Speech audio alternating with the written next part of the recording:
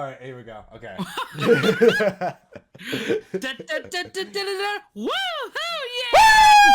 Yeah, baby! Woo! Please tell me you're already recording. I already am. That's the intro, by the way. Happy Wednesday, everybody. Welcome to Wooper Watch. I'm your host, Cyanize here, and I'm with my co-host, Mr. Aidan. You introduce yourself right now. Tell the audience a little bit about yourself.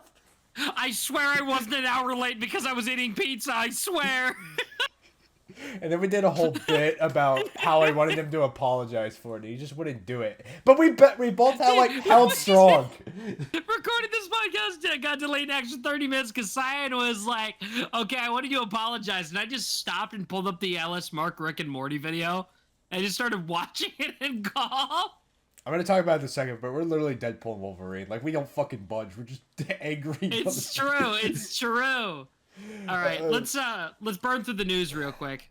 All right, wait, hold up. There is a guy waiting in the back room. We have to bring him out. We have to bring him out. Him show up like a jump scare or something. I can't do that. I physically am incapable of that. Editing me isn't gonna allow that. Anyway, okay, here we go. It's gonna happen right now. Oh my God, Sans Undertale. Okay, well, is that me now? Yes. Yeah, that's Whoa! you. Hi. Hello. It's me, AniMariBro. How you doing? Okay, now mute and get out of the call. Your part's done. See ya. I'm kidding. It just explodes brutally on the TV. So I know what AniMariBro stands for, but I just want you to tell the audience it because it's funny. Oh my God, no. Say the full name. Go ahead. AniMariBro brother, all right? There we go. Yeah, baby. It's nice to be here. I'm glad to be here. I'm so glad to have this opportunity. I'd like to thank my parents for having me. Oh, so you're gonna thank your parents for having you, but not me, your actual biological father? I see how it is. You never came back with the milk, so I don't want to. Damn, you're right. He's 25 years old. I'm a time so traveler. am I. What about it? What? No, I'm saying Mystic, you're 18. This doesn't mean I can't time travel to bang his mom. Okay. It doesn't mean I can't. It doesn't mean I can't. I could if I tried hard enough. I could like build that of Legos or something. You never know. Okay. Hey, speaking of Legos. Yeah, let's just get into the news. Annie, you can take the first one. Go ahead. Oh, wow. Okay, Just go off the transition. Go. We've got Lego Mario stuff, brand new. A couple of leaks that's dropped some time ago. I think it was like this previous couple days. New Lego Mario. It's not just the Mario line that everybody hates, but I love. This is an actual like a display piece. It looks like it's got some actual mechanical stuff in it. It's a sorry, I forget this is. I have to describe it. It's a Mario World. 2D Mario sprite? riding Yoshi. Yeah, basically 2D sprite Mario World, Mario riding Yoshi with a cape. And it seems like there's a crank mechanism to allow you to move his feet, Yoshi's feet, so it looks like he's running across the stage. And Mario's cape is also gonna like sway, I guess. And also you can open Yoshi's mouth and he'll spit out his tongue. All built out of Lego, all in this little like thing. Yeah, from the front it looks flat like the 2D sprite. Like the colors are a little wrong because Legos are limited by color and all that. But like the back of it is this giant Technic mechanism to make it all work, and it's kind of cool actually. On the flip side, we also have the head of Shadow on a spike. It looks so terrible. So horrible. But it's also so funny. Like, would you rather the weird fucked up Shadow head for $70 or splurge $120 to get this gorgeous Mario sprite? Like, come on, I feel it's pretty self-explanatory, you know? I know, Shadow is way better. Is it a stretch to say I think the Lego Mario on Yoshi might actually be like the second best set of the series? I think it looks really good. Of the Mario line. I would say, yeah, it's pretty good. Because I don't think it's beating the question mark block, but it's really good. I don't know. The Bowser one is up there. Like, I would put Bowser. Oh, I forgot about the Mighty Bowser. Yeah, I've got that one up on my shelf right now, and I would put him as number one of the Mario line. It's just so good. Oh, the Piranha Plant's also pretty good too. True. I haven't There's gotten a any of lot the of good adult Mario sets. ones. I bought a lot of the regular Mario sets. You know what I mean? Because I wanted the little figures of the enemies. Yep, So yep. I have a bought the lot of original those as Bowser's well. Castle. So I still have it. I just need to rebuild it because I kind of had to take it apart for space. Yeah, it do take a lot of space. I know that from experience. I right. guess the last little bit would be that there's a Bowser Express from Mario 3D World coming soon. Wait, so What? keep out for that one. Did they post a picture of it yet? Oh yeah, that's been out for a while. Hang on. Send it to me real quick. I've not seen this before. I've seen the Mega car from Bowser 3D World, but Express train. hold up, I have not seen this yet. Yeah, we've had this picture up for a hot minute. It's still gonna be dropping in August. It's not too far from now. Go. It is like quite Oh literally. my just god, that is so good. stellar! It is so good. How much is this one? Is it? It looks like a $100 set, $150 at most. 120. Okay, I can believe that. That looks kind of sick, actually. Hold up. And Wait, those are the like actual the Lego train pieces too. Yep, so those will work on the actual tracks. Most likely. And if it's anything like the rest of the line, which doubtless will be, it's going to be something that Mario can ride and drive himself. So that'd be cool. Thank God we actually have like proper level design now. Instead, like I actually like this kind of like the specifically also ironically enough 3D World and Bowser was the car from that boss fight. I'm like I hope they do more proper builds like that instead of the weird kind of playhouse but not stuff they've done. Yeah, they did the various Koopaling airships and also Bowser's airship, which I also have up on my shelf. Those ones are really good too. So yeah, exactly. This is just the same in the line. Ironic that Bowser is the one that gets all the cool stuff. That's what I'm saying. He gets the whole figure. He gets the Anyway, Cyan, do you want to talk about Splatoon now? I do. All this listening to Lego stuff has made me think of Splatoon and Ink, and it's made me want to spend money. Money? It's a free event for all ages. What do you mean? No, I was referring to the Lego sets. Oh. Yeah, no, don't worry. I'm not spending money on that. I'm spending money on other things. But that's yeah, feel that, buddy. Feel that. But yeah, so Splatoon, but before, hold up, you know what? I'm gonna get this out of the way because a lot of people are gonna forget about this. There's a Splatfest coming next month. And I forgot the theme, but I wanted to highlight it because it's Team Bread. Just vote Team Bread. The other two don't matter. Team Bread, Team Rice, Team is something else. Rice is a grain, which means that it can make bread out of it. And the last team is makes no sense. Shut up. And pasta. The last team is pasta. But here's the thing: pasta is green, which specifically green pasta uses pesto, and pesto uses tree nuts that I'm deathly allergic to. So please don't vote for pasta unless you actually want to shoot and kill me in Splatoon. Dude, I said on Twitter as an Italian, I hated I just hate the side of it. I know I've never had it in my life, so don't get me wrong. I don't have an opinion, I can't hate on it considering I've never had it, but as an Italian, it rubs me the wrong way. And everyone's just trying to tell me how wrong I am for that. And I'm like, I don't know, man. You're telling me how I'm supposed to feel about my own culture. And I don't like it. How dare you? Sorry, that little tangent, but yeah. Yeah, well, I'm mostly Irish, and I fucking love bread. Yeah, well, I'm even Mexican, if it's shit so brown rice. is the color. Shut the fuck up, Annie. Nobody asked you. But yeah, anyways, I just want to highlight that Splatfest because nobody's going to talk about it because Splatoon announced their equivalent of Final Fest, Splat Apocalypse in the form of Grand Festival. This time around for the three-way Splatfest, they have all three idol groups pinned up together for the ultimate Splatfest of past versus present versus future. All like a 72-hour event, whole ass grand stage, new music, new everything, new artwork, merchandise, amiibo. It is fucking insane. They're going all out for all the idols. Oh yeah, they do. They all look like they're about it like How do I say they look like strippers without saying they look like strippers? Pearl is literally wearing that, freaky outfit.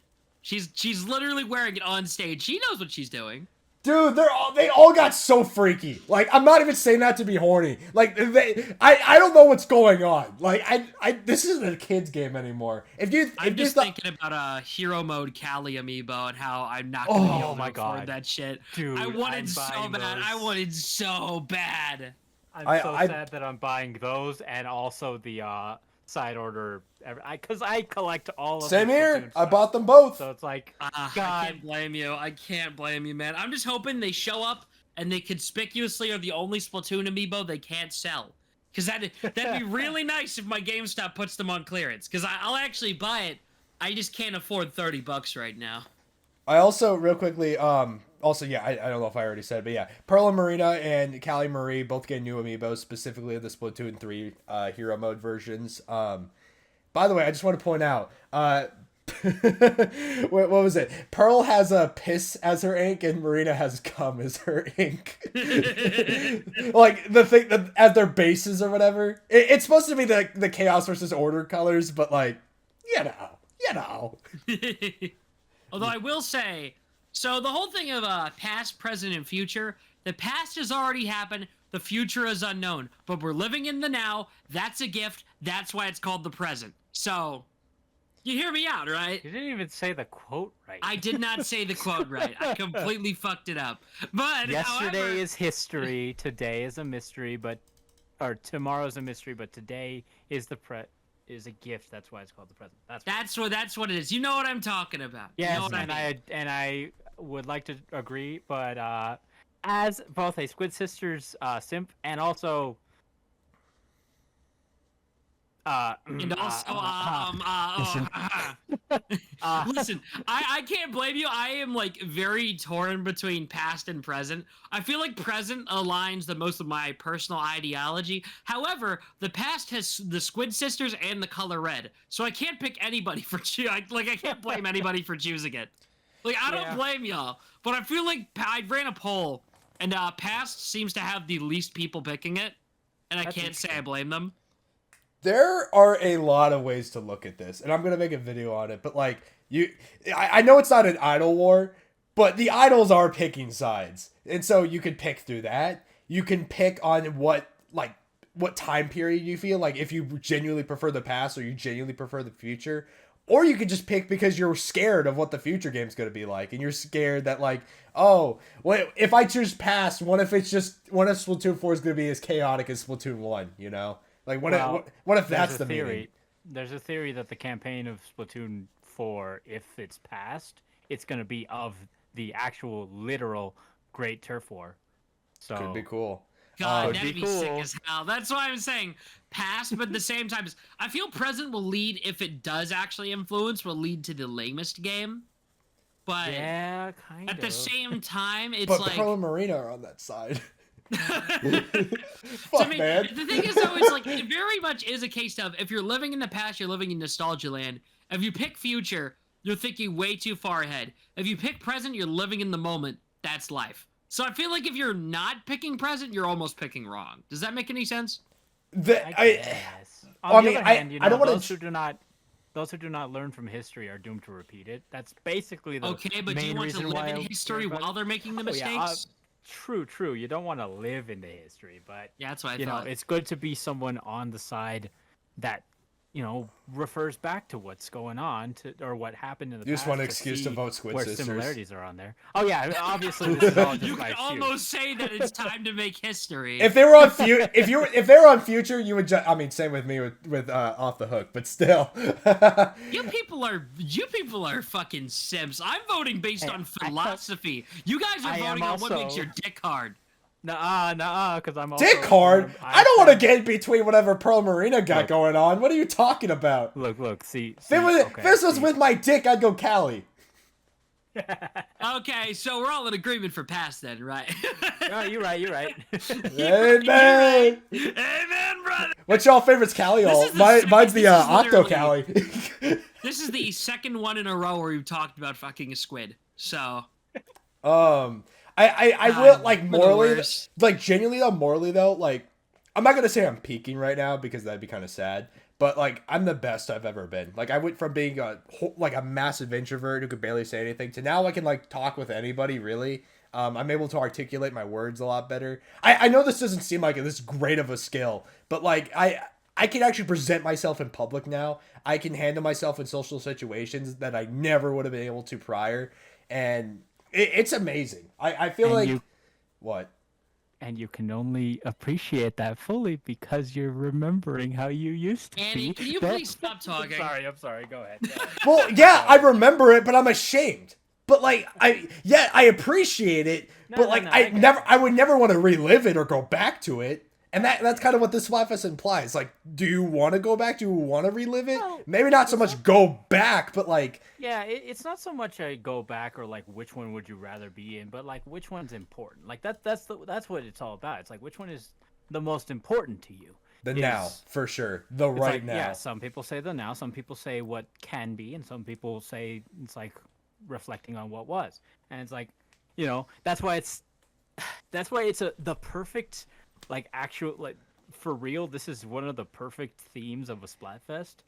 Because there's going to be so many people that are just going straight to present because that's just the one that realistically present is probably going to be the one that everybody goes to, and maybe future. Not as many people are going to go to past. I'm just completely admitting. It's like people are not going to be really going to the past unless they're Squid Sister simps or they actually like me. They actually have a kind of like a. It is important to think about more so than I think about my future or my current. I do actually like think about my past a lot and think about what I've improved on and where I've come from and all that stuff, and it's very important to me, which is primarily why I do it. But it's also like neck and neck with Callie Marie Simp. So I want to share something funny. The old like there is a part of me that doesn't want to go present, and I'm not gonna spoil this, but Xenoblade 3 has a huge presence of being stuck in like an endless like a huge theme of being stuck in an endless now, where like time is perpetually frozen and people are stuck in like an endless like just endless endless loop, endless excitement, endless thrills. And with the endless current, yeah, and it's like fuck. So what if I'm choosing present? Does that mean I just want to be stuck in the present? I never want to evolve as a person because now it's like oh fuck. What if that's what this means? I want to make my case real quick.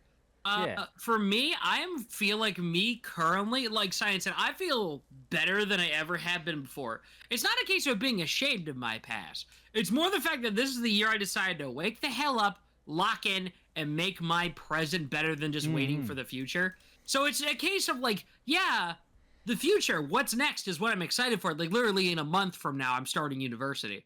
But it's a month from now. That is the present. This is my present. This year has been the most successful I've ever felt. Like I got my goddamn degree.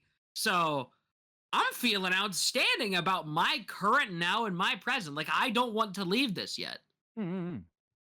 So, I mean, the future is important, all, but you only make the future by being here right now, you know? Oh, yeah, it makes sense. And again, this is why I think it's one of the best themes they've had pretty much ever, because it's a very philosophical theme. Like, they asked you which one's important.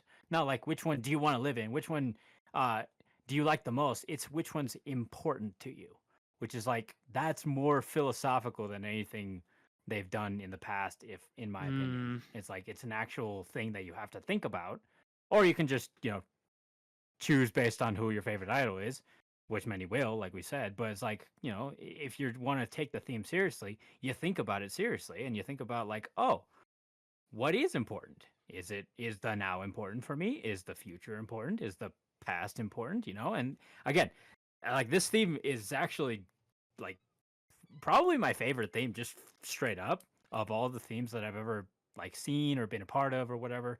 This one is probably my favorite theme, just on the principle of how philosophical it is as a theme, just straight up. I want to mention something funny real quick, because there's another funny way to look at this as well.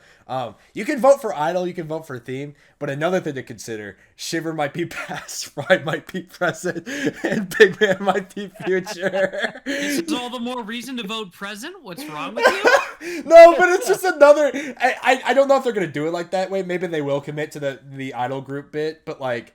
I mean, they already have the idol group split up on the. No, but I like teams. in the game. Like even though like deep cuts on future, what if they still have it? So it's just like, oh yeah, Shiver, I'm gonna go with the past. Fine, I'm gonna go with the present. Okay. Like what we thought they were gonna do. They're not making a whole new hub world to not do that.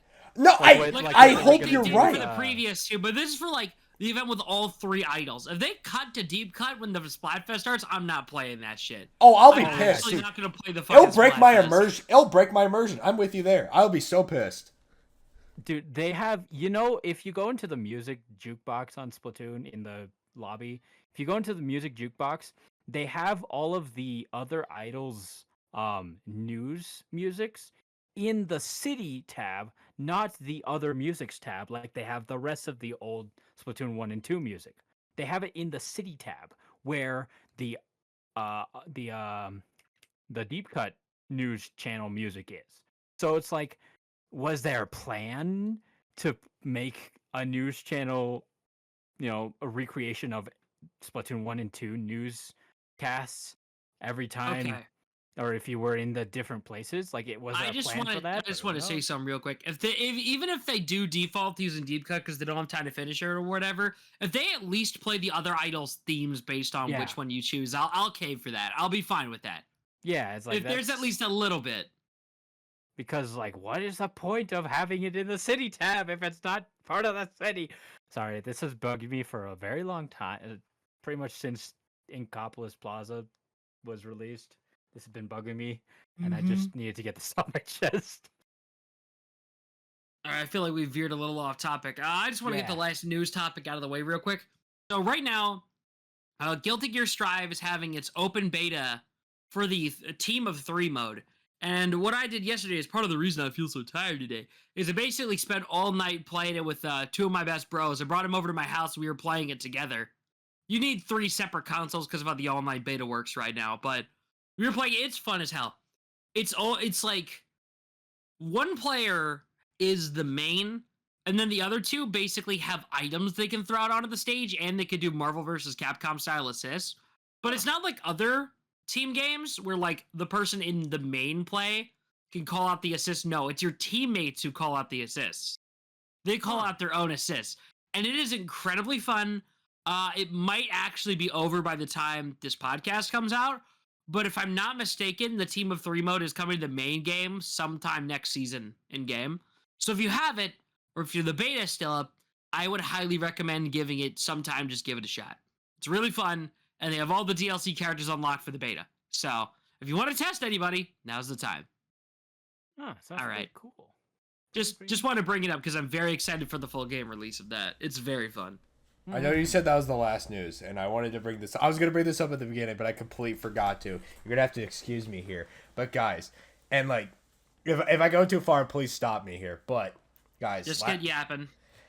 Last night, 12 in the fucking morning, I went to AMC theaters to go watch Deadpool and Wolverine. Let me just tell you, my entire friend group was just like, man, this movie's gonna suck ass. Modern Marvel sucks. And I was like, no, I have a feeling, okay? I have a good fucking feeling. And I watched that movie, and I swear, I was like kind of sleepy because it's midnight. I go watch that movie, and I'm like, oh my god, Deadpool broke the fucking MCU, dude. It was so insane, dude. Don't spoil. I'm not spoiling. I'm not spoiling. That's not a spoiler, but like, it's not a spoiler. I promise. I get you. It, dude. Oh my god, it was. I'm just gonna say the first 10 minutes are one of the greatest openings to a movie ever, and I'm not even trying to exaggerate. I genuinely. Oh my god. I know what, like, after a month they're gonna be like, oh yeah, it's kind of mid, and in the and they did have to get rid of like prior characters from the Deadpool universe to make this movie work, and I understand that, But for what we got here, oh my god. You know, there's a few things I like to call peak in this universe. Mario Odyssey, Pokemon Black 2, Octopath Traveler 2, Xenoblade Chronicles. You want to know what's right next to that right now? Deadpool and motherfucking Wolverine. We are so back. I don't know how they did it. Oh my god, what a movie. Sorry. Thank you for letting me go on a tangent. It was such a good movie. I'm glad to hear that because I haven't watched it quite yet. But I recently watched the first 2 Deadpools. I never got around to watching the Christmas special yet. I'll have to get to watch that. But those movies were fantastic. Absolutely enjoyed those. And yeah. It's like when they announced the Spider-Man No Way Home. And everybody was like, I wonder, is this going to carry the MCU? And I was just saying in the back, like, of course it is. It's Spider-Man. The first 2 movies may have been mid, but they were still really good movies and incredibly enjoyable. And it's like, I'm sure that Spider-Man No Way Home was going to be great. And it was one of the best movies in existence, and I love it. The scariest thing this movie is going to be the same. Yeah. Like, the scariest thing is that, like, I genuinely think this movie's better than No Way Home. And I think as a movie, it's genuinely better. Like, one of the best Marvel movies that they've produced, even in 2024. And it's so funny because there's so many references to the Fox universe and so many cameos and all that. And even then, I feel like I only watched 2 X-Men movies and I still had a good time. And you don't need to know anything. I'm saying as a movie. Oh my god. Just as a movie on its own. Jesus Christ. All right, sorry. I'm done. But yeah. Okay, I just want to say my little piece about Deadpool real quick.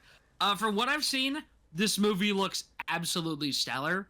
The problem is that I haven't watched Deadpool 1 and 2 yet or any of the X-Men stuff. I have not touched any of it.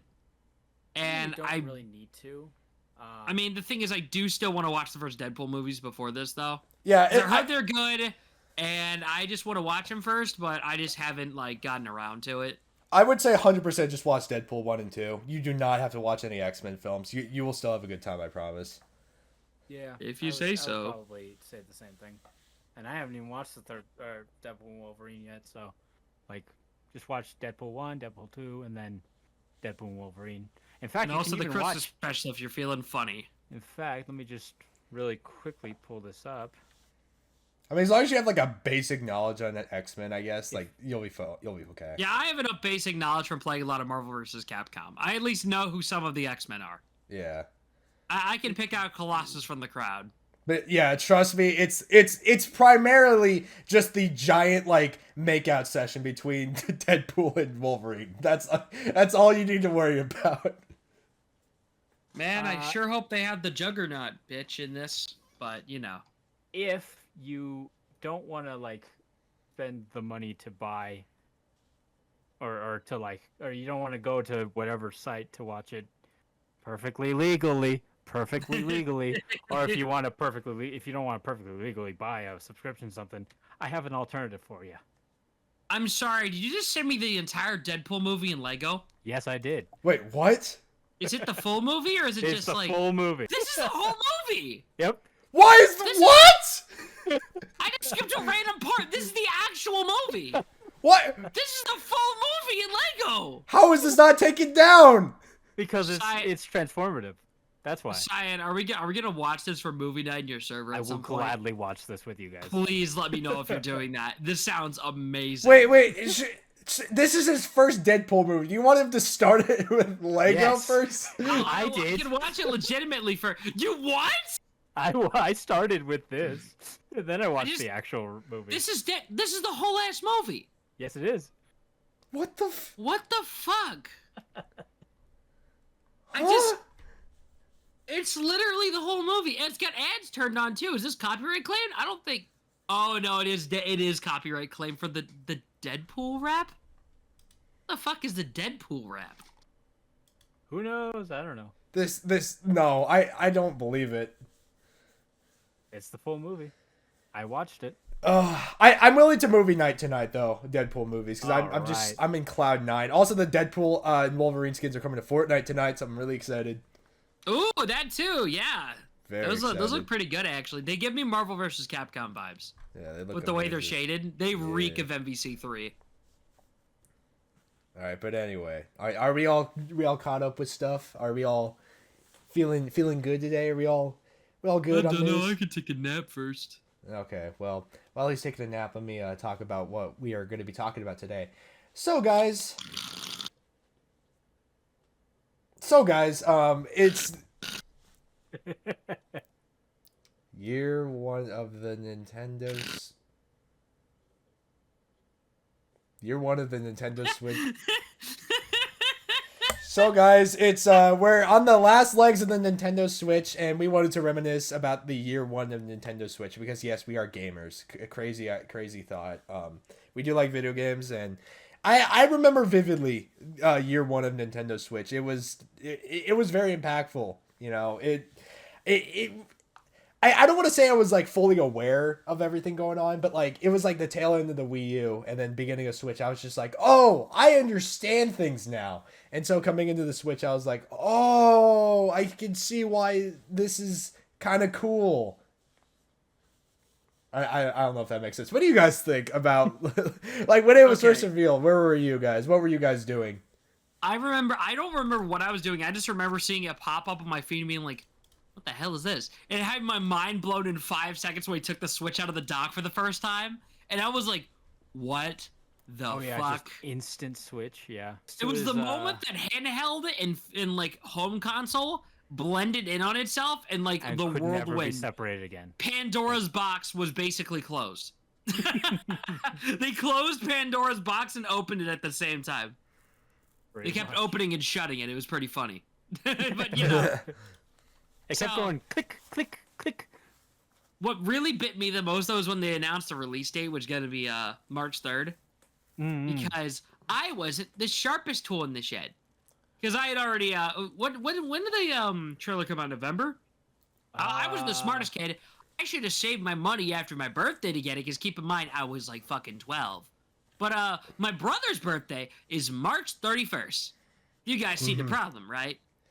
So what he did is for his birthday, he basically spent like a month, my little fucking brother, getting his Switch or whatever, checking every store, and he finally got his, and he basically just played Breath of the Wild on it, and that was it.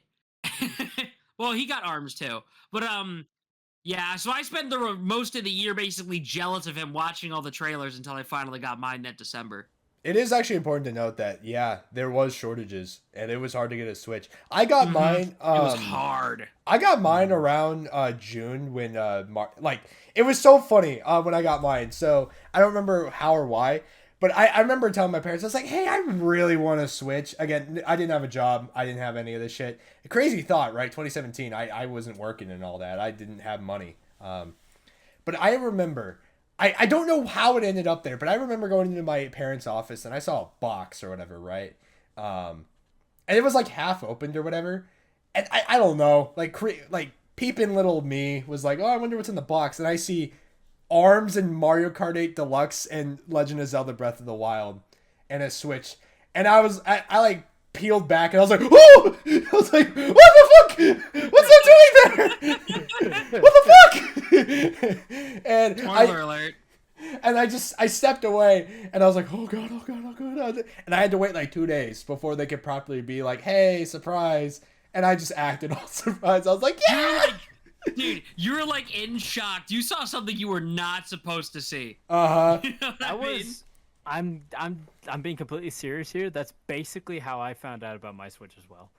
No way. Yeah, my parents got us the Mario Odyssey edition of the Switch, which came with the original Mario Red Joy-Con. I wanted that one so bad, but my parents couldn't find it. Ah, that sucks. No, Yeah. they got us that one. Oh, spoilers, Mario Odyssey. They got us that one as for Christmas. So I found it under their bed, and I felt really bad about it. So I had to tell my sister that I found it under the bed, and just to not be the only one that felt bad about it. Yeah. And we both. By the time Christmas came around, I had already forgotten about it. So because I'm that dumb. But yeah, it was genuinely a surprise by the time Christmas came around because I completely forgot about it. But it was like, it's just there's just something about the Switch, right? There's some magic about it. I left out a specific detail from my story. I actually did get it in December of that year. I got my own. I mentioned I wanted the Odyssey one, but my parents couldn't find it, so they got me, the Switch with Odyssey, and they got me an Odyssey Switch case. It's gotten fucked up over the years, but I used it for like a long time. But so the funny thing is, though, is that my original plan was I didn't think my parents were going to be able to find it because the shortages were still they were amping up around that Christmas time because everyone was getting them. So what I was doing is I was trying to just ask all my family, hey, just give me the money and I can get it myself. Don't worry about it. So that was the plan. But my parents jumped me on my birthday and they got it for me. Yeah. So I was like, I thought I was literally just going to get, on the counter an envelope with some cash in it and say, let's go try and find one. But no, they jumped me with the full game, and I was so happy. But there's a specific asterisk to that. We'll have to get when we get to October of the Switch, but yeah, we'll get to that. Dude, it's so interesting to think. It was a year-wide problem. Like, everyone complains about PS5s, and it's crazy because, like... The PS5 shortages lasted, 4 or 5 months tops. Yeah, and... It's crazy comparing the eras, right? Because, as we know now, we can now be like, oh yeah, the Switch is the best console. For some reason, I still have to convince my friends that. They're just like, oh no, the PlayStation's the best console. And I'm like, okay, what games do you guys play on it? Oh, Fortnite, NBA 2K. And I'm like... Yeah, shut the fuck up. I was if the game has a gun or a ball in it, it's not in a contender for best game of all time. Well, no, see, that's Unless fine. Unless you're Halo, then maybe you get a pass. No, it's fine. Well, I'm not gonna judge them for those games, right? I understand. The problem is that they ported at games that they can play on literally any other console, and I was like, come on, including the Switch. So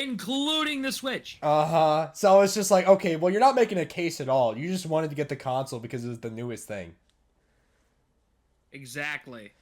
Yeah, but apparently that's hard to understand. Apparently telling your friends that it's just like, oh, the reason why Nintendo's the best console is because they have the most exclusives. They have your Marios, they have your Splatoons, they have all that. And they're just like, well, I don't want to play those games, so it doesn't matter to me. That's not why it makes it a good console. And I was like, well, I guess we're never going to come to an understanding, are we? Riddle me this, Batman. When was the last time you played a PlayStation in the room, local multiplayer, with more than one person? Oh. Riddle me this, Batman. I mean, granted, mine was literally last night. But the thing is, I only use my PlayStation for fighting games, and that's it. And, free-to-play shit. I'm not playing any first-party Sony titles, because they don't have any. Don't fucking have any. Yeah. The game I play probably the most that's not, a free-to-play thingamajig, like Fortnite, is literally Street Fighter 6. Street Fighter 6, Persona 3 Reload, and, Spider-Man 2. Or Spider-Man 1 and 2. Reload, actually. I just haven't finished it yet, so I didn't want to count it. Yeah, 3 Reload, Persona 3 Reload, Persona 1 and 2, and Street Fighter 6. Those are the only things I've used my PS5 for. Oh, and I guess Persona 5. What? Persona 1 and 2? Sorry, you cut me off of my thought, bro. Okay. Persona 3 Reload, Street Fighter 6. Oh my god, fuck, why does this keep happening? You said Spider-Man. Spider-Man 1 and 2. And Persona 5 Royal. Okay, there we go. We're done. Okay. I bought my goddamn PlayStation for Persona 5 Royal and ported them a year later. I'm still salty. Yeah. I'm going to get the Switch version eventually. I'm just waiting on it. But yeah. I'm waiting to get the PC version to drop on a steep enough sale so I can mod the shit out of it. Anyway, continue. Yeah, but... Yeah, it was awesome. It was awesome. Great. It was a great time to be alive for sure. And looking back, just how many things have changed and how many things we've I don't know. I'm rambling at this point, but just the way we viewed the world back then and all that, it was so different compared to now. And yeah, I was fucking 11 years old. Yeah, there was a sense of Don't say that. Oh, no, you don't. You know what I mean? That you freaking weirdo. Get the fuck out. I get it. I'm saying don't say things like that because it makes me feel old again. There was a huge sense of uncertainty back then when it came to Nintendo's future and all that. Oh yeah, undeniably. And agreed. Now they're on top, and it's like, wow, it's crazy. I say this every day that I remember about it. I'm so mad that I didn't convince my parents to invest in Nintendo stock in 2015. Well, that's You know what's so fun? or something. The funniest shit to me, man, is that like I want to give credit to Nintendo's marketing team specifically because if they did not slam dunk that first Switch trailer, this console would have sunk. Because this console is such a weird gimmick to it, the whole handheld home console thing. This could have easily floundered. But the thing is, dude, I don't listen to Imagine D's Dragon D's nuts across your face. You know what I mean? Yeah. But using Believer for that first trailer, oh my god, dude. Every time I hear that song, I get so nostalgic for that first trailer. They knocked it out of the park. I will give major credit to Nintendo's marketing team. They carried that shit. I'm not gonna spoil Deadpool, but it's the same thing with that, where it's like they use music in a way where it not only enhances the song, it enhances the scene. And they use Believer here, and they enhanced the scene. They used every beat, every like dramatic, like cinematic pause. They used it to their advantage, and they used it perfectly. Also, to just transition, The Legend of Zelda Breath of the Wild. You could have the fanciest console ever. You could have all this shit. But what a way to open the Switch, you know? And by the way, regardless of how you felt about Zelda, I've only played A Link Between Worlds before Breath of the Wild. And I came into Breath of the Wild, and Breath of the Wild was the game to tell you what the Switch could do. Maybe not so much like what it could do with the Joy-Cons, but for the fact that it's like, hey, look at this open world that you can access in less than 5 minutes, and you can take this shit out of your dock and have it in your hands. The whole world is rendered in your fucking hands. Like that. I'd like to add on the fact that this game had been teased for years as being a Wii U title, and then they pulled out the rug from under us and were like, hey, you know what it's also on and to go? Mm-hmm. It was like the invention of the drive-thru for fast food. The timing, the hype, just like I don't know how they timed it so perfectly. Regardless of how you feel about Breath of the Wild right now, like what a fucking opener. They were able to get away with only this 1-2 switch and snipper clips. And I think they knew why. Oh yeah. They got away with it. They had every right to. If I knew what Breath of the Wild was prior, I would have done the same thing. That definitely would have held me over for a month. I would disagree. We've talked about this before that I'm not a Zelda fan, first and foremost, in the slightest. I was really not sold on this console till Odyssey came out. But the thing is, Breath of the Wild still made an impact on me. Like, seeing it in those trailers for the first time, like, in hindsight, I'm not in love with the game. However, I will say seeing it in those trailers, I was like, wait, you're telling me I could do this on that? It was like a sort of going from the 3DS to the Switch was a like jump comparable to the jump to HD for the first time. It technically was a jump to HD for the first time, but you get what I mean, right? Yeah. Yeah. I don't know. I was a non-Zelda fan before Breath of the Wild. I only played Link Between Worlds and I guess Triforce Heroes. So I don't know. Triforce Peak. But like I went into it, but like I didn't go into it because I was a Zelda fan. I went into it because it was like one of the only things I could play. And yeah, because of that, I don't know if it, that sounds messed up. Just because that was the only thing I could play, it's because I enjoyed it. But like I got it in April, right? I got it a few months after, so I didn't even get to experience day one Switch. I just heard about it. But I had Mario Kart 8 Deluxe ARMS and Breath of the Wild, and still to this day, I still think Breath of the Wild's amazing. I'm like restraining myself from saying I don't. I'm really trying hard not to. It's taking like every ounce of restraint in my body to not object again. I know, but you got yours in December. You had so many more games to play. Okay, do we want to talk about something that was actually ass on launch day? Well, not really. I don't think it's actually that bad. We'll get to that in a sec. But 1-2 Switch. Yeah. Fucking classic. A good game. You need a game to show off how the new gimmick works, and it does that. And that's about it. In hindsight, 1-2 Switch is not a good game. It should not have been $60, nor should it have been sold on its own. It's basically the $10 is not that much. But you could do worse. It's still 50. And this is 2017. Regardless, this is before inflation. The sequel sold for $30 for comparison. But anyway, what I was saying is that like 1-2 Switch, I don't think is a terrible game like some people say it is. I wouldn't call it good. It's just a mixed batch of mini games. However, when I brought my Switch to school and I brought out 1-2 Switch and people were playing like table tennis together, there was a moment of, wait, this is fucking awesome. Like, table tennis specifically was the most fun minigame in this collection. The HD Rumble one with the marbles as well were really fun. It was very much a tech showcase, and it's not worth playing now. Not in the slightest. Unless you're like literally a YouTuber doing a retrospective, ironically enough. But I still think it deserves credit for showing off a different aspect of the console that unfortunately didn't get as much use throughout its life. I really wish they did put more into the Joy-Cons, you know? I hate the only novelty of this game is the fact that it's the only thing that utilizes the Joy-Cons to its maximum potential. And it kind of sucks. Yeah. Sure, there's the arms. The sequel didn't even do that. Yeah, sure, there's arms in 1-2 Switch. Everybody 1-2 Switch.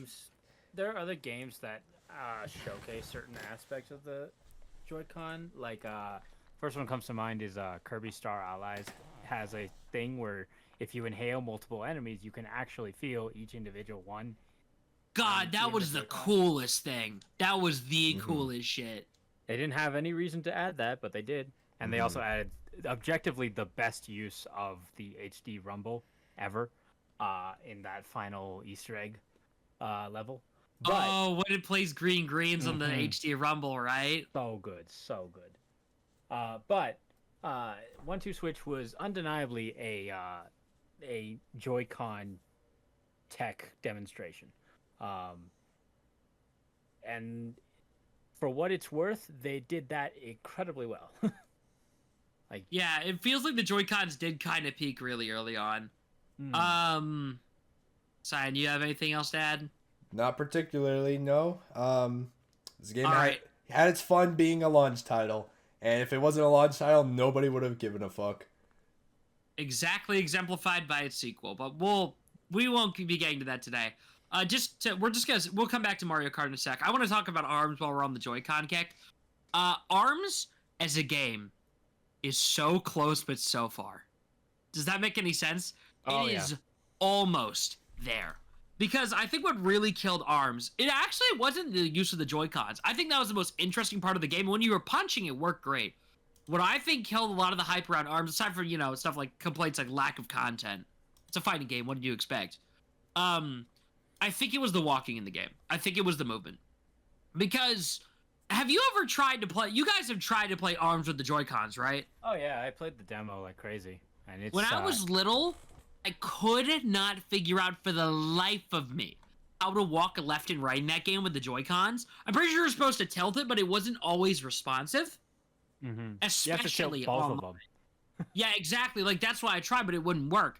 So what I did is I eventually picked up I started using the button controls, and I had a blast with this game when it was active, especially during those open playtests. Like, I loved it. But the second I got rid of what made ARMS, I enjoyed it. By trading out that only Joy-Con movement. I think this is going to be the last game where I give this excuse for, but I think the only reason this game was initially seen as, I think was initially praised as well is because, again, not much to play at the time, was showcasing the Joy-Cons pretty well. We didn't even have Splatoon 2 yet, so we couldn't even, compare this to Splatoon. At least I do when I look back on this, I compare it to... Every time I think about why I hate this game, I think about why Splatoon 2 is so great and why ARMS fails. I hate that comparison. I hate it too, but it's comparing the two new IPs that have a slightly similar business model. That's like looking back at Chibi Robo and Pikmin and going, "Oh damn, I wonder why Pikmin is still around." Well, it's less like two new IPs from basically the same generation. It's also the business model and more so the concept behind using the motion control to your advantage in their respective games. Because in ARMS, the motion control is primarily how you're going to play unless you decide not to play with them. And be good at the game. Which, yeah, in that case, a lot of the time, and there were plenty of people that I've talked to that said the same exact thing that you do, Mystic, is that it's better to play that game without the motion controls. Because it's just more fun that way.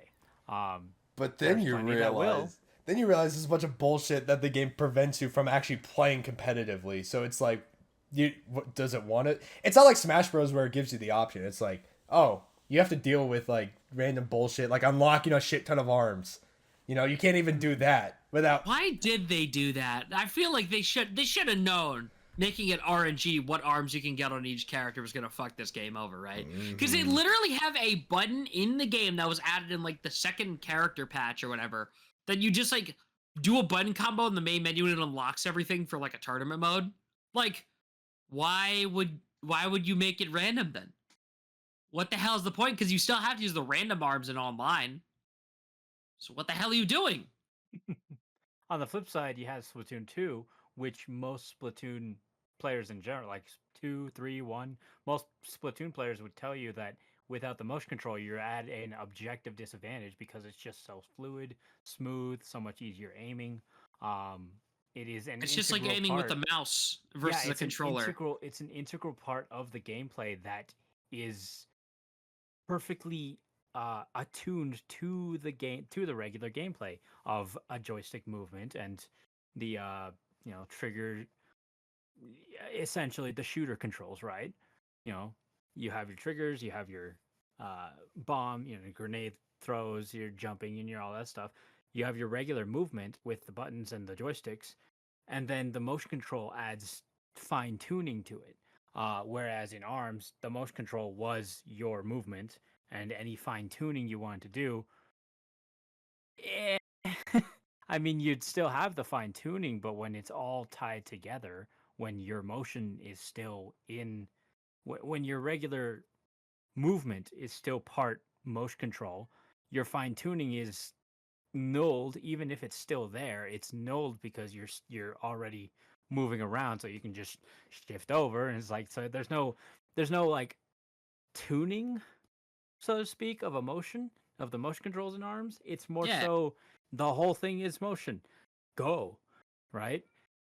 And then if you could just use your buttons, stick to move, and then you could punch with the motion controls, this game unironically could have been 20 times better. most likely. I mean, there's also the problem of it being the stick to move when you're holding it in the thumbs up position. But well, I mean, yeah, regardless. there's that, but it would have been better than nothing. Yeah, I get you. Oh, I feel like we should quickly just run back a little bit. Now we can talk about Mario Kart. Cyan, you want to go first on this? Sure. Yeah, Nintendo's the only company who can re-release a game and have it be I mean, same with Pokemon, we'll get to that, but re-release a game with extra content and have that be their game for the month. I will this one's a lot better than like Luigi's Mansion HD. Luigi's Mansion 2 HD. A lot better than what they did with that, at least, but I love To this be company. fair, this game is like Mario Kart 8 Deluxe is On crack? It's just Mario Oh. Kart 8 on crack. pretty much, and for some reason it worked. It's like Mario Kart 8 was already a pretty good game. Like, I don't think that's something that most people would debate. Mario Kart 8 on Wii U was already a pretty good game. You could use Wii controllers to make it more like Mario Kart Wii, or you could use the Wii U gamepad to make it, how it's intended or whatever. But regardless, Mario Kart 8 was a good game. And then they added DLC to Mario Kart 8, and they were like, oh wow, we can add more stuff to a Mario Kart game. Now we have, how many was it? I think it was 12 cups total? Yep, 12 cups. And it's like, we have 12 cups in this game. That's wild. That's the most cups we've ever had in this game. And then they were like, okay, so all 12 of those we're going to bring to Switch now. And no extra charge. It's just $60 flat. Bring it to Switch. Oh, also there's a battle mode, like a proper battle mode now. I think the only downside to 8 is that technically the original battle mode is still stuck on the Wii U. But it's not like that's too much of a loss. It's like, it's important to note that the original still has some exclusive content, but the battle mode on Switch was such an upgrade. Like, they added the feather. They added in the feather back from Super Mario Kart. It was only in battle mode, I'm pretty sure, but it was pretty damn cool. Yep. It was cool to have it there.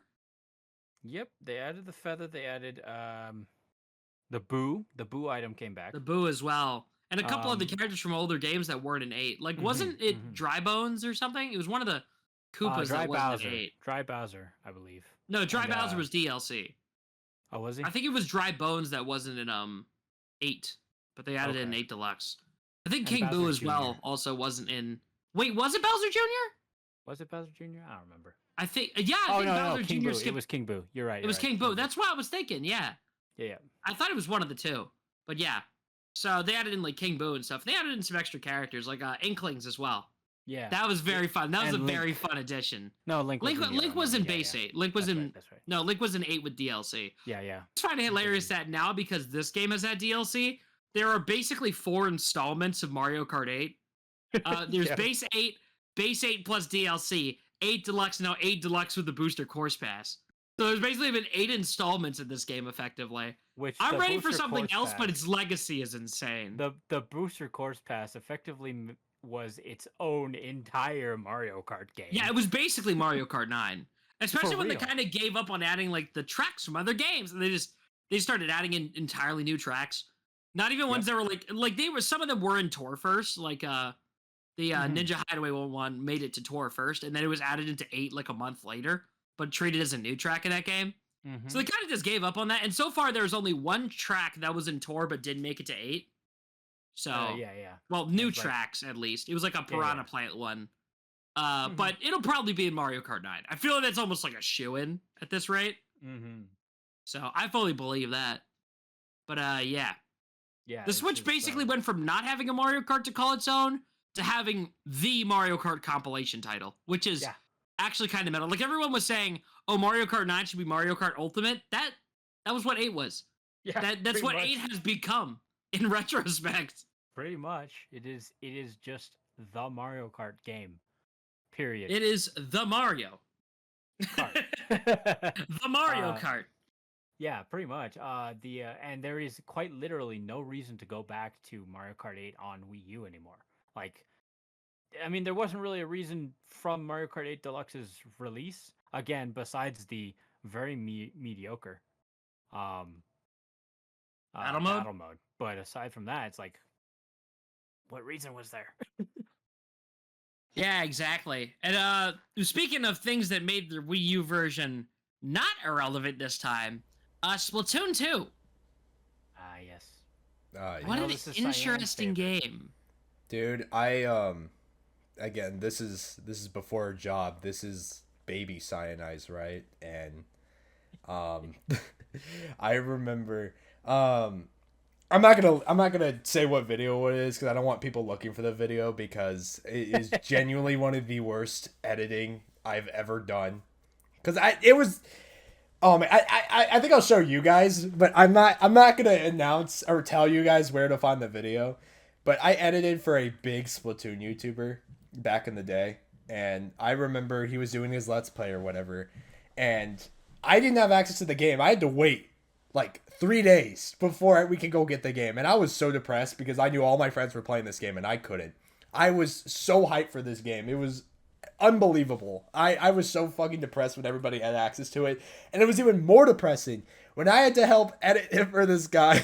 And I had to watch him go through the whole story mode, and the game looked fucking gorgeous, and I just couldn't play it. And I just sit there and I just watched this footage, and I was just like, whoa, this is amazing. I get that. Yeah, no, I get it. I get hard, man. I get Splatoon 2 is not that different compared to Splatoon 1. But keep in mind, I'm a child still. I was a child then.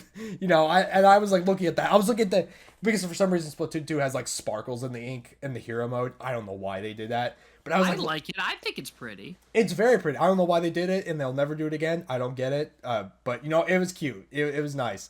And I just remember looking at it. I remember it so vividly, and I was like, whoa, this is crazy. They could just do that. They could just do that stuff. And I don't know. I have so many fond memories. I met so many people through this game. If it weren't for this game, I would not be here. I guess harking back to the Splatfest discussion, I would not be where I am today without Splatoon 2. I owe it so much to this game. And Splatoon 2 was another one of those that was part of the original Switch reveal trailer. Oh, you're right. It was. They did the whole esports arena, which has ironically not become true. Nope. In retrospect, I feel like they were shooting their ambitions a little too high, knowing They Nintendo was never just did not it. going to do that. Like, they technically did do more, I think, competitions for Splatoon 2 specifically than any other Switch game. But I mean, I don't know, man. Nothing with the big arena. They had small arenas for the finals of, like, invitationals, but not like arenas. It was just two little booths on a stage. I mean, I appreciate the ambition, and the Splatoon does are probably hyped as fuck for that, but I don't know. Didn't end up being a thing. I'm pretty, You didn't make it all the way. I think COVID kind of fucked them over a little bit. It really was. This is law. Yeah. Yeah, I mean, granted, that was 3 years in, so that was before the game's dev cycle basically was like long over. But Yeah, I feel like any chances of that with Splatoon 3 especially got shot in the foot. Yeah. they had to reevaluate how they did that shit going forward. So yeah. What a shame.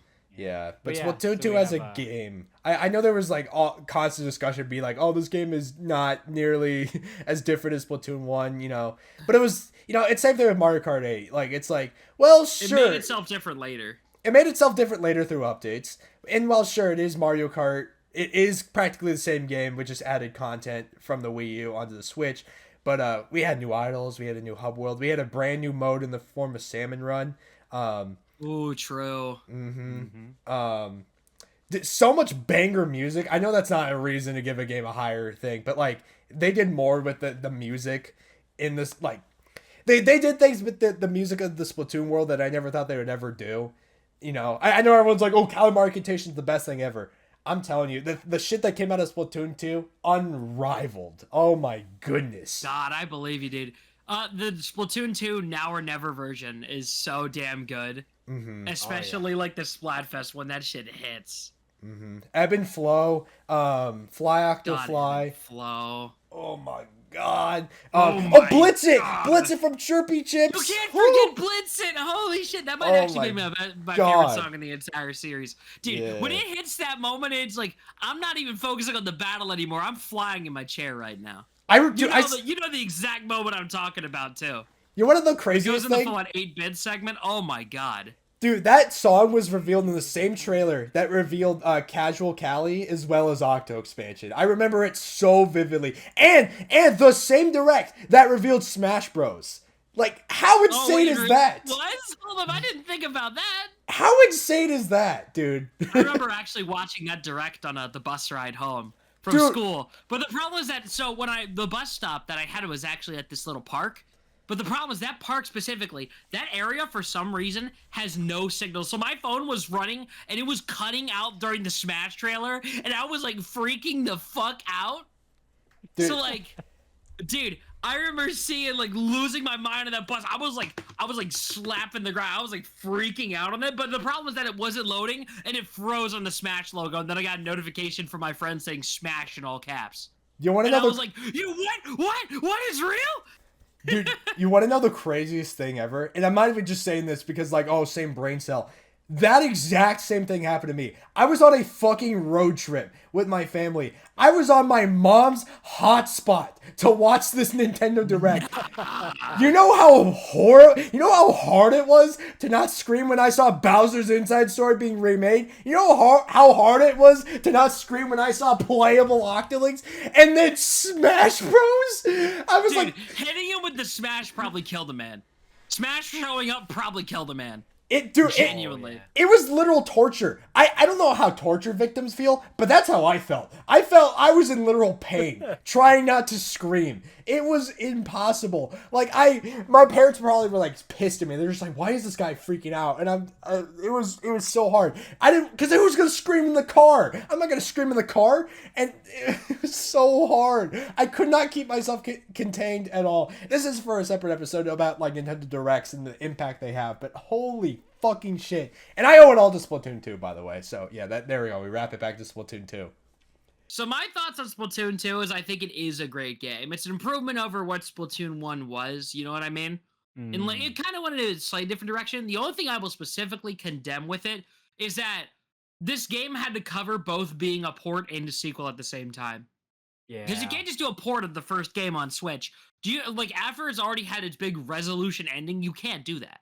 After the Callie and Marie Splatfest. So it really came down to a case of they had to make a sequel, but they couldn't make it too much of a sequel. So the story mode for Splatoon 2, or at least the base hero mode before DLC, was basically just a retry to Splatoon 1, but slightly different. Hey, there was Octo-Cali. There was Octo-Cali. Yeah, true. It's not but all it was bad. basically like a remix of the first game story. Like, they had to cover a lot of the same plot beats while still trying to add in new stuff. So it almost acted as more of a yes and kind of thing. So the single player mode got kind of borked by that specifically. But otherwise, I think this was a really good game. It was still a good single player mode. I'm just saying story-wise, it was kind of like this game got kneecapped by having to both be a port and a sequel at the same time. I think the biggest thing that the story mode in Splatoon 2, its biggest the biggest thing it brought to the table, I guess, is that it allowed, that it truly felt like an actual tutorial of the different weapons this time around. Because you actually had to use them all. Whereas the first game was pretty much primarily the splatter shot, unless you got the amiibo, which would give you special missions. But it's like this one was a true to form actual kind of tutorial to teach you how to use some of the weapons, which it did very, very well. And very appreciated for me having playing Splatoon 2 for the first time. It's like, I'll just play the single player for now. It's like, oh, well, now I know how to play different weapon classes. That's great. I hate Lunar Blasters. And blasters in general. I hate playing blasters too, man. I get it. I hate blasters. But it's like now I've tried it out and I've tested it and I know that I hate it. In Splatoon 1, I didn't know. All right, so the next game I'm going to take the lead on, Pokémon Tournament DX. Have either of you played this game? I know Cyan has, but Annie, have you played it at all? Briefly with my ex-girlfriend, yes. Okay, so my thoughts on this game was I remember seeing Pokémon get revealed for the Wii U, and I was salty about that for years because I just didn't have a Wii U. And my parents would not buy one because they saw the rumor about the Switch, the NX, so they would not buy into it. So I sat there for years watching Let's Plays of this game, like waiting for it to finally drop. I kept reading the Bulbapedia article over and over again. I was like, and then I remember seeing the announcement that the arcade version was getting new characters, and I was like, but I want it. I just want it on the 3DS, man. And it was so sad until they finally revealed it for the Switch. And I made sure to get it as soon as I can. Because this game is stellar. This game is really good fighting game. I'm just mad that it hasn't gotten a sequel yet, and it's been 7 fucking years now. I know the Tekken guys have things to do. Tekken 8 just came out. But come on. They've literally said it's down to Pokemon to make the call, not Namco. Like... And that would probably be why there's no sequel. Yeah, probably. I blame TPCI. I would just like the game back. That's all I want. Is it's peak. I feel you. For what it's worth, I mean, I didn't play very much of it, but from what I played, it was very, very a very unique experience. Like it's not a fighting game I've ever played before, as I've never really played any sort of Tekken. So if it is similar to Tekken, then that's interesting. It really isn't. Okay, then it's so weird. Not a game that I've ever played before. Okay, for those who haven't played like Pokken or Tekken, the thing is Tekken is very much like when you think martial arts, you think of like ground-based boxing. You know what I mean? Tekken is very ground-based. Pokken is somewhere between that mixed with, I guess, I don't know, close comparison I can make is the Naruto Ninja Storm games. How it's like that's 3D, like walking around in an arena shooting projectiles. Versus when you get like up close, then it becomes a melee combat game. I don't Honestly, know if any kind of like Street know if Fighter. Have you ever played any of the Dragon Ball Budokai Tenkaichi? I played a bit of Budokai. It's Okay. kind of in the same realm, just without the stupid closest- flight mechanic. Yeah, that's the closest thing I can think of that this game was like when I played it, was BT3 specifically. Which was the one that I played like crazy with my cousin in Mexico. It's like Budokai if it was good. Oh, how dare you! How dare you! I love Budokai. I'm making my claim. I'm making my claim. It's not. I wouldn't actually call it very like it's very surface level similar, but it's its very own kind of fighting game that nothing else has come close to. Yeah, and also I bring it my up request. just because, please. If some fighting game developer can, because if not, I'll do it myself. Somebody save Gengar's moves from this game and please put them in anything else that'll actually get updates. Because Gengar in this game is unironically one of the most fun fighting game characters I've ever played. Like, I'm a kind of guy who usually plays the regular ass Shoto character, you know, your Ryus, your Terrys. But like, it's something special. That Gengar is something special. So many people are gonna strangle you for calling Terry a Shoto. Well, I know, but I'm saying your I get ya. generic box art men with like you got your up attack, you got your horizontal movement, and you have your projectile. That's what I mean. That's my usual line of sight for a character. But Gengar is something completely different. I have not seen any other game do, except maybe Orcane and Rivals, but I don't like him that much. So, you get what I'm saying. Fair enough. I played a lot of Cyan. this game on the Wii U. I didn't get this game till like 2022, and yeah, it's all right. That's it. It's all right. Like I'm talking about, this is a masterpiece of fighting game design. Some of the most exquisite characters. The game looks gorgeous for the Switch. It's actually a contender, I'd say, for best looking Switch game. I'd say it's up there somehow, just by being from launch, just because the character models are so damn good. But it's like, I think you got to play more Switch games then. well, the thing is, I've played a lot of great-looking Switch games, but in terms of especially like the early first half of the Switch, this is one of the best-looking games on the console. This is true. Not from like a stylistic point of view, but just sheer, like, well-animated, well-defined in texture models. Like, look at Gengar in the mainline games. Now look at Gengar and Pokken. These are not the same character. these are not the same, and one of them is clearly way more interesting because you could actually see the spirits floating inside his body. You know what I mean?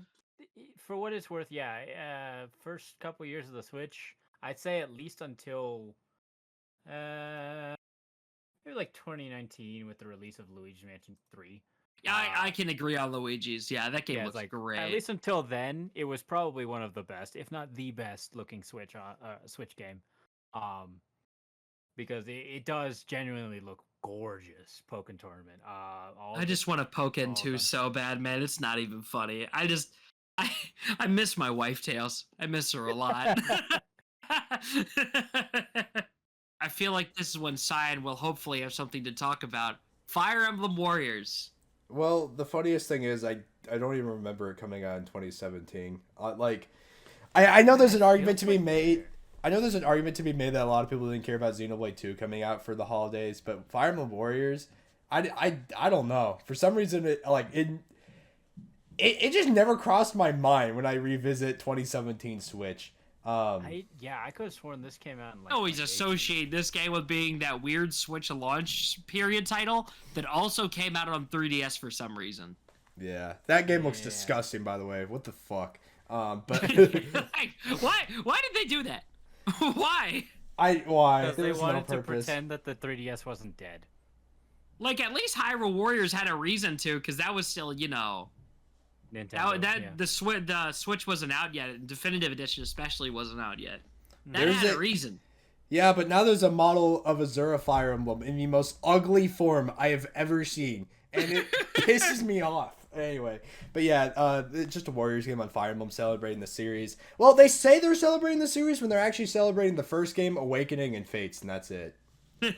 So it's like, well... So the series? And there's like 2 characters from other games, and it's like, wow, great representation, guys. No, but it's fun. If you ignore everything else and you just play it for gameplay, like, you'll have a good time. If you like Warriors games, you'll like this. And I think that you should approach that like that. And if you just like a certain character like I do, then I guess you'll have a good time. And that's about all I have to say with this game. I do unironically want to play this game at some point just because I really like the Warriors games. I love Fire Emblem Warriors 3 Hopes. I know this is definitely going to be a downgrade in general because it's not Three Houses characters, but I still want to give it a shot eventually if I can find it for like shit cheap. Because if I can find it for shit cheap, I'll love it. I'll enjoy the game because I love me some Warriors action, but not for some of the not for anything higher than $30. I'm not that invested in Fire Emblem. You know what I mean? Yeah. I get you. Yeah, I can't really comment much. I'm not much of a Fire Emblem fan myself, nor really a Warriors fan, so sorry. Nerd. All right. Do we want to save this one for last? I feel like we could, but I just want to talk about Peak Fiction. Dude, it's weird because firstly, I remember like waking up 10 in the morning and I was like, Mom, can I get some money so I could buy this game on the eShop? And she did it, and that's all I did that day. And I remember vividly, it's all unlisted, by the way, so I don't even try to look. But I did a really old Let's Play on this game, and I'm so nostalgic for it that it's kind of uncanny how much I remember it. And like, I remember the jokes very vividly I made for this game. And just, yeah. Outside of that, though, yeah, it's what a crazy, like, I swear to God, I'm not going to say 3D World's movement had like a chain on him, but it felt like that. When I played this game, it felt like there was a chain on his neck that was just stopping him from like jumping around and like flying, being as free as Mario is in this game. In this game, he is free. He is free bird. He is literally him. Him and Cappy, they're free. They're free to roam around the city, and the woods and the lake and wherever the fuck they go. All right, and they do the things they do. And I'm shocked that there's no DLC or there is no Mario Odyssey 2. Because what the fuck? Yeah, it's wild. Oh yeah, you go ahead, Missy. Okay, I just want to say my feelings for this game. I have two specific things: rage and absolute bewilderment. Rage comes from the fact that literally 2 days before I got the game for myself for my birthday, I got spoiled on the whole Bowser twist at the very end of it. Oh. Prosophia Gaming, I will never forgive you. It's been 7 fucking years and I'm still mad. That Bowser I'm was still so fucking annoying. Fucking mad. Dude, the fact you put it in the thumbnail, I'm like, if I ever had a chance, I'd sit this man down and I'd tell him he ruined my childhood. But aside from that, there's people that went out to shoot the guy over this, and I'm like, okay, well, we don't have to do that. Okay, I don't think it was that much, but I would like to completely destroy his emotional state and give him depression. Like, I would like to give him a good old slap, but like that's all it would be. I'd like to give him like a clean shot to the face with my fist. You know what I mean? I'd like to take 3 $1 bills and slap him across the face with them. That's it. I hope his pillow is warm and then he gets a paper cut next time he tries to go do his taxes. I hope and he gets both blood of on his him and has to pillows are restart it. I hope both sides of his pillow are warm. Exactly. But here's the thing. I think the best way to sum up my experience with Odyssey is that I finished the game once and I was like, this is great. And, you know, I never like 100%ed it, but I spent so much time just running around the worlds. Mm-hmm. But when I started, you know, actually looking at YouTube content for the game, and I saw somebody do the lake skip for the first time. You know which one I'm talking about. Mm-hmm. It was a moment of, wait. This game's a speedrunner game. It's a speedrunner game. No, you fool. Yeah. You fool. Dude, I started playing, and I just redid the whole thing. You know, I got up to the lake point, and I did the skip for the first time, and it was a moment of, oh my god, I get it. Like, it was a moment of, holy shit. And it just made the entire game click. Like, it had already clicked before. Like I said, I already beat it and thought it was a masterpiece. It still is. But it was like a case of, oh my god. And then a Balloon World dropped eventually as a free update. Oh, so I was having so much fun with that. I miss that, honestly. I should go back on there sometime. There's some really well hidden balloons too. I had one that was up for like 7 months that nobody could find because I was in Bowser's Kingdom. I hid it. Oh man, where did I hide it? Super well hidden. I had I had a couple ones that were hidden for a long time too. Not that long though. Jeez. Yeah, 6 whole or 7 whole months or something like that. It was like I would just periodically go back and see, and Luigi would be like, "Wow, nobody found your balloon," and I'm like, "Oh, well, okay, all right, thanks." Yeah, I know there were some issues with people figuring out, like if you factor or reset your console, there were some out of bounds glitches that you could still do in Luigi, or something like that. I remember watching a great video by Steve Gaming on it, if memory serves. Nintendo was pretty good at getting rid of out of bounds stuff. They did, but there was still a bunch that slipped through the cracks. Like I remember going into a new Donk one, and I was like, "How the fuck is it in there?" And it was inside one of the buildings. Oh, but I remember it being some bullshit. You know what they did after people started doing that? They put barriers. Not barriers. They put death zones inside the buildings. Yeah, it was that. That's what I was trying to say. Yeah, they put out of bound like triggers inside the buildings so that if you clipped into a building, it would reset you and go back to the main area and then be like, "You can't do that." It's like, oh, exactly, dude. And I'm glad they mostly fixed it. I'm glad they at least mostly fixed it. I will give them credit for that. But it was still a very fun update to it. I think that was in 2017. No, it was That was Mid yeah, that was 2018, I think. 2018, yeah. Still thinking a bit ahead, but this game is stellar.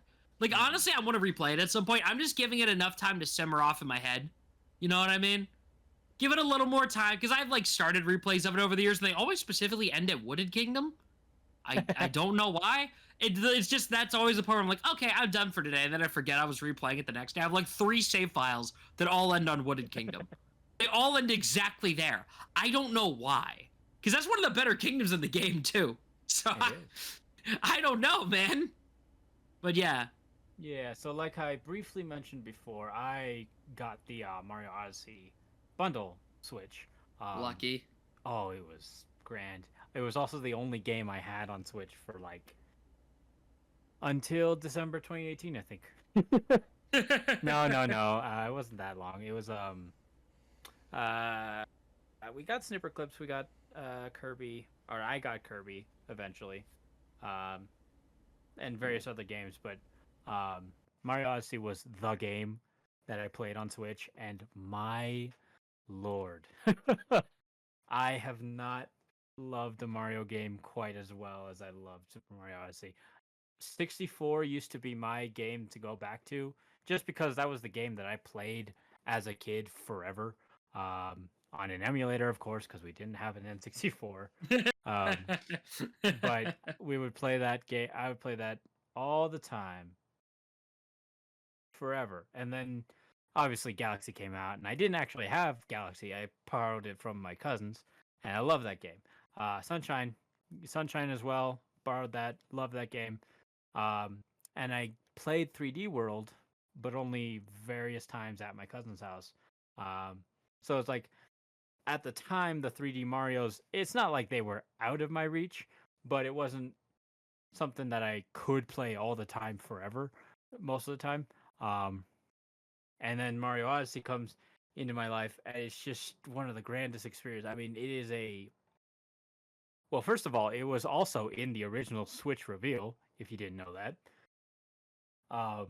Shows up for like a brief second. The guy's playing it in the background. It's blurred on the TV. Yeah, I know. Mario. I remember that being the moment that made so many people like shit themselves. Because everyone was like, they're like, what the fuck is that? That looks like Mario. That looks like Mario. People, because everyone identified that red and blue in like 5 seconds, and they saw that 3D movement, and they're like, what the fuck? What the fuck? What the fuck?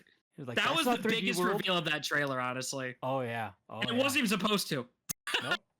It really wasn't. In the background, they were just teasing it.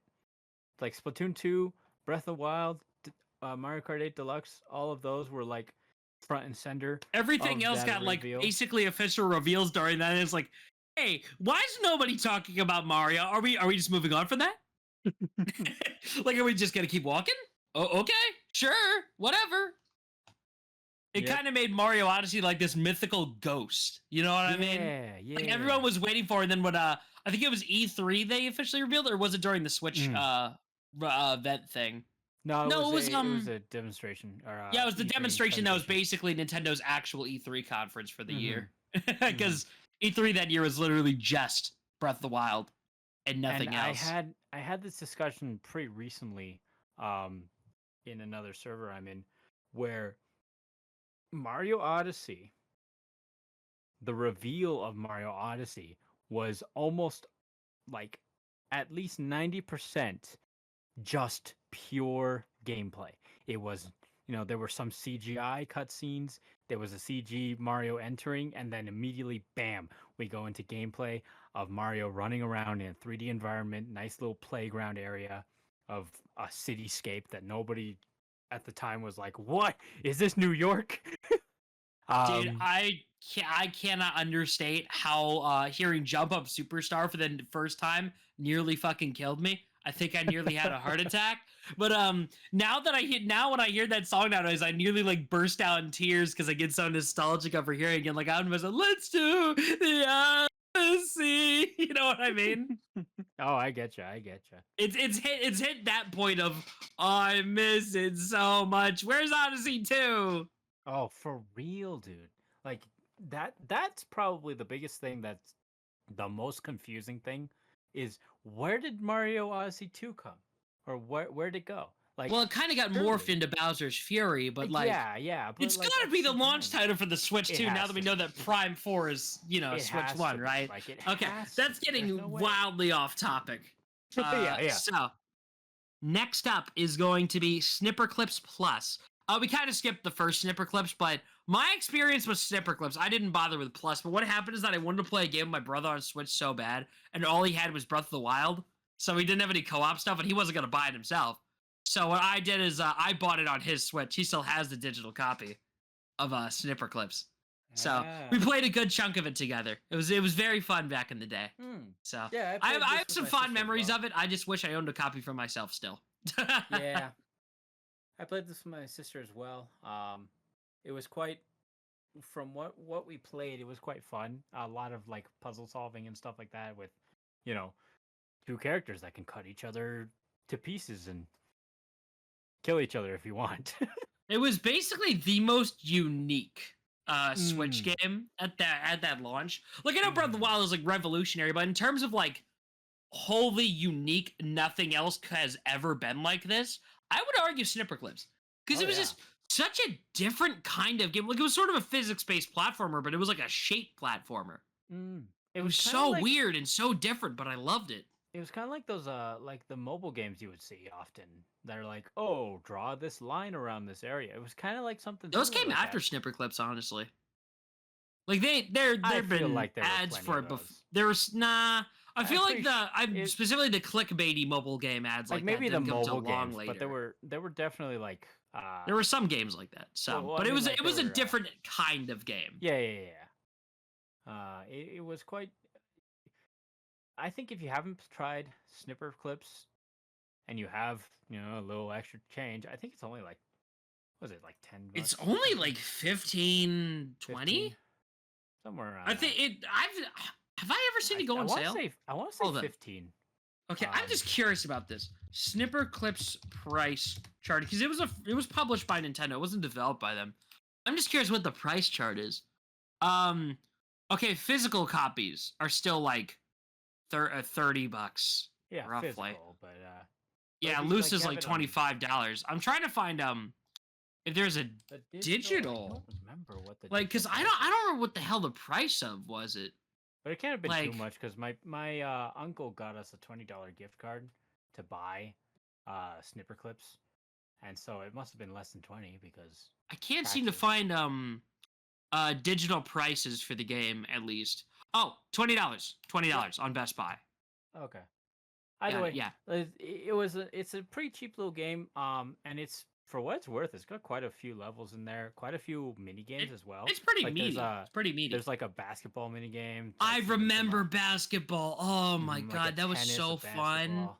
basketball. They've got like, fight each other, cut each other to pieces. That's Ah, another one. rah. That's another mini game in there. So like, aside from it being just a pretty cute little puzzle platformer, it's also a mini game collection to play, and the main games are quite fun. So it's like if you do have a little bit of spare change on you, and it's like I would recommend trying that one out because it is quite the fun little thing. You really don't, like Mystic said, you really don't have a similar game anywhere really. It's kind of a unique, one of a kind thing. All right, and then Cyan, you ready to ramble? I like zoned out for like 10 minutes. What's happening? Oh, we're starting Xenoblade. Oh, cool. Yeah, it's a pretty cool game. I'm glad that this was the game that jump-started RPGs becoming... The Switch is kind of known for its RPGs now, and this was kind of the start of it. So that's cool, I guess. and time. I think Xenoblade 2 is kind of the worst one out of the series, but depending on who you ask, this is the best of the series. So I don't know. I really can't seem to get a general opinion on this one, but I think that's what makes it special. So there you go. It has its problems, but hey, cool way to end the cool holiday title to end the Switch's first year. Certainly a choice. Sure. Certainly a choice. It was certainly a choice, but to be fair, it was definitely something that people were really looking forward to. Because Xenoblade 1 was, if you don't know the history, which you two probably do, obviously. Xenoblade 1 was almost just completely Japan exclusive. It was and almost then- just not. It was almost just not, yeah, just straight up. It was almost unlocalized completely. They just weren't going to. And then some. Also, for those who don't know, Xenoblade 1 was a Wii game. So back then, Nintendo, for certain stuff, didn't really care much about localization because they were like, we got other stuff to worry about. And so a group of people in the UK, I think, they were like, but we like stuff in English though. So they banded together to try to get Xenoblade and like I think it was like 7 other games. No, it was only two other ones, but was I it know only what you 2? mean. I Yeah. think those 2 didn't even get properly Those localized 2 to America. didn't make it, unfortunately, but Xenoblade Xenoblade Chronicles did. 2 or Xenoblade Chronicles did manage to get localized through the efforts of very, very, very many people, all just begging for it to be localized, and they were like, okay, I guess we can do it since there's some people who want it, and then they localized it, and it was a niche title. It was just flat out. I know it had its popularity, but I'm not sure if it was something that most people knew about Xenoblade Chronicles. So Xenoblade Chronicles 2 being announced. I know X was on Wii U, right? Yeah, but I don't think many people cared about that. Yeah. So Xenoblade Chronicles 2 comes around at the end of a direct, I believe, and people were like, "Wait, what?" It's like that's Xenoblade Chronicles. People, smaller fans were like, "What do you mean Xenoblade Chronicles 2?" Non-fans were like, "What is Xenoblade Chronicles?" Me, I was just sitting in the back, probably gushing about Mario Odyssey again because that's what I was caring about. I'm gonna be honest. I don't even think I knew Xenoblade 2 was coming out when it came out. I didn't find out about it until like after, like long after. I had no idea this game existed when it first came out. The only thing I knew was Xenoblade 1. I knew about Xenoblade 1 because of Smash 4, and I was like, who the fuck is Shulk? So I knew about that, but I didn't even know Xenoblade 2 was coming out until I saw one day. I was like, they made a second one? So I think it was, honestly, in hindsight, I know this is the holiday November title because they needed Odyssey on shelves by October. But at the same time, it feels like Odyssey was the real holiday title, and this was the other game that came out then, basically. Yeah, essentially. But then It's also the only one I don't own physically out of the 3, even though I haven't really played any of them. So not like I'm trying to get it physical. But for what it's worth, Xenoblade Chronicles 2 it did spark a greater amount of people to come to the series.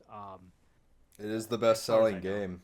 It's surprising. Yeah, so, like people saw this game and were pretty interested into it. Bless you, I think. Excuse me. But yeah, for sure. Without Xenoblade 2, Xenoblade wouldn't be as much of a household name as it is now. Monolith Soft is one of the you can hate Xenoblade if you want. I couldn't care less, but I feel like if you can't, you don't realize just how much of a hand Monolith Soft has in helping Nintendo make the games that they do. I don't know. Those guys are fucking crazy with the amount. They're the reason we can get the shit on the Switch that we can, despite the technology on the Switch being really old. About Bayonetta 2 also being on here. That's just a port. Nobody gives a flying fuck. Well, that was 2018. That was also 2018. Yeah. Oh, true, but the Switch came out on March 3rd, 2017. Okay. So technically Bayonetta 2 is the closer for year 1.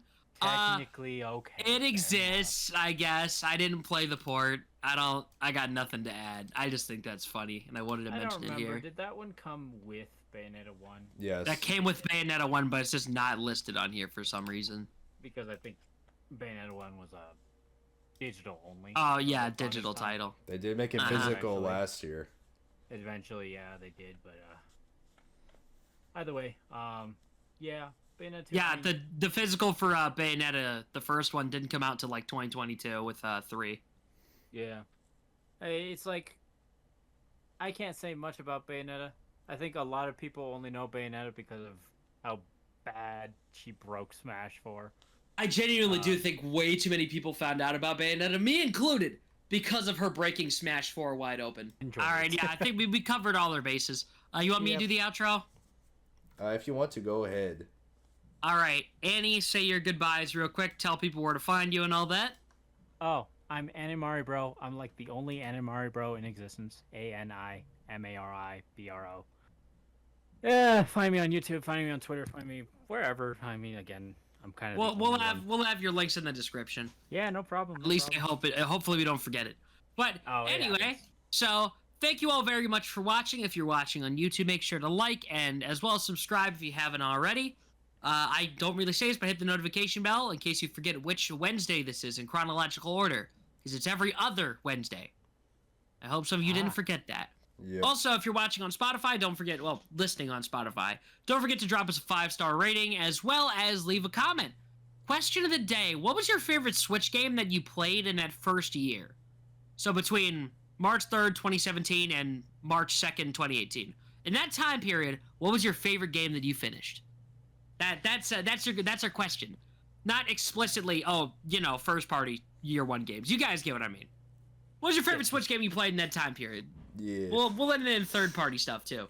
But yeah, that's gonna be it for today. Thank you all so much for watching and have a stellar night. Bye!